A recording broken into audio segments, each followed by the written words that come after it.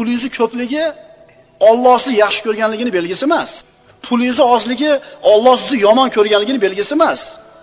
Ko'pligi ham, ozligi ham sinov. Muhimi siz toatdamisiz? Muhimi ibodatdamisiz? Shu bilan faxrlaning. Shu bilan faxrlaning. Bir kishini topish tushi oz. Ammo harom yo'lga kirsa, yaxshiroq topishi mumkin. Lekin Allohni toatini tanlaydi-da, harom hadishdan taqvo qiladi, qo'li kalta, tirikchiligi nochor. Halollikni tanlagani uchun, haromga burishlikni xolamaganligi uchun. Endi mana shunday odam uy oddiy bo'lsa, kiyim oddiy bo'lsa, yeyish ichish oddiy bo'lsa, shu faqirligidan uyalish kerakmi? Savol tushunarlimi? Halol bo'lganligingiz uchun, taqvo yo'lini tanlaganligingiz uchun, boshqalardan ko'ra tirikchiligingiz pastroq bo'lganligiga uyalishingiz kerakmi?